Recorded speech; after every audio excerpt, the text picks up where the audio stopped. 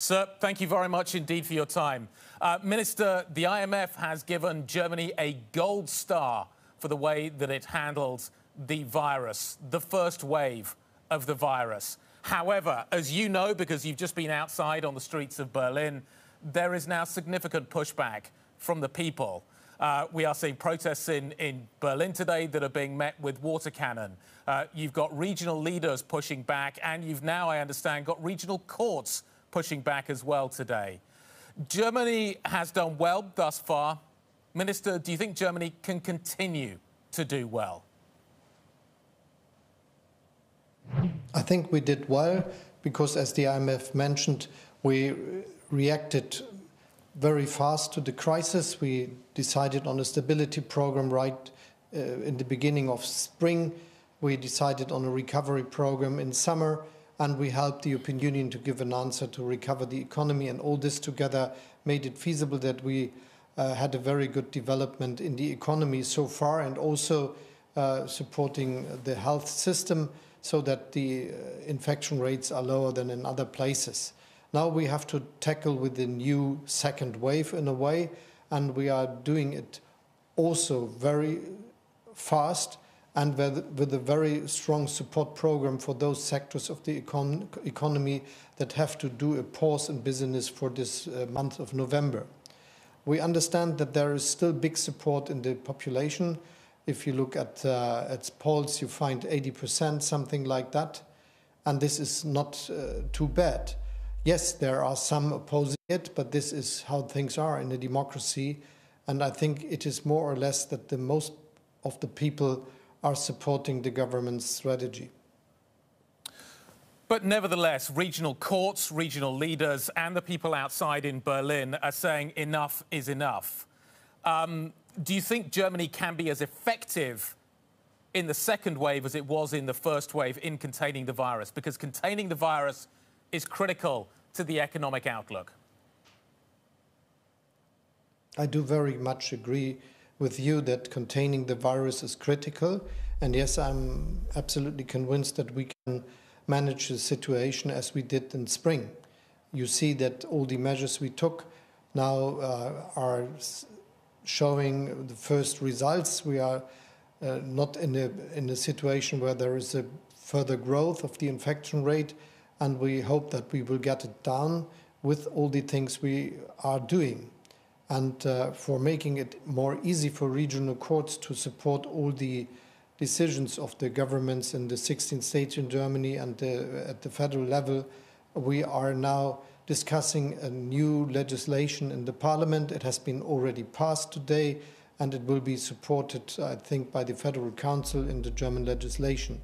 And when this happens this week, I think we can be sure that all the courts will accept the decisions of the governments all over in Germany.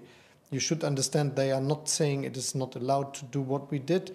They say that after a period of time it's necessary to have more concrete measures you can find in the laws and not just having them as government action. And this is what we do. So I'm convinced that we will be successful in the health sector again.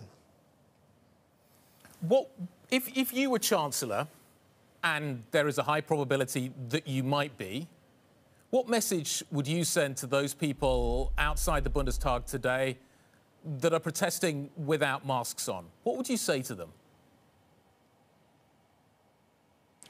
The first is it is the right of anyone to act against government strategies and to go out of the streets and say your opinion. But it is very good and to be cautious and to obey all the regulations we have in our country. It is not just good for yourself, it's good for any other person you are responsible for, that we look at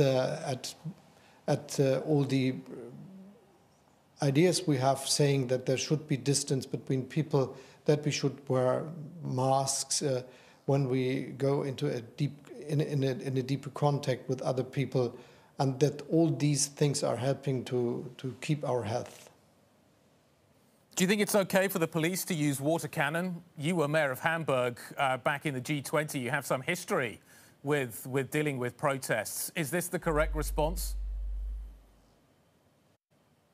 I think it is always the task of the police to take the right decisions. They have the view on the concrete situation, which is differing at any time and at any place. And I think they need the support of all of us with their decisions they take. My view is that they are trying to be very cautious, but they also look at anyone to follow the rules we have together. What impact do you think a vaccine is going to have on the German economy? When do you think we are going to see the effect of that? We are talking to BioNTech today, a German company from Mainz that is pioneering work with messenger RNA. When do you think you're going to see the effect of that work in the economic numbers that Germany produces?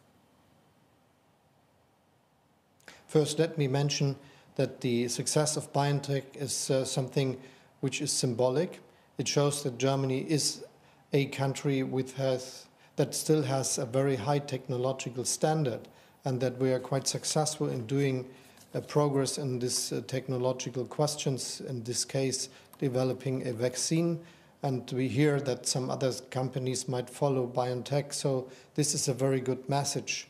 And it's also something that will help us to fight against the crisis. We know that we will be through if we have effective therapies and if we have a vaccine which we could bring to enough people that we have a situation that is more similar to the situation we had before COVID-19.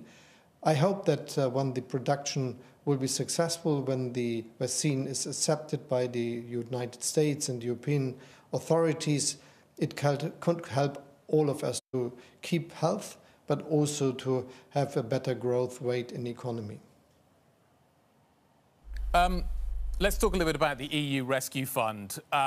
Poland and Hungary have vetoed the EU rescue plan that you helped to craft and create. We're now going to see more negotiation.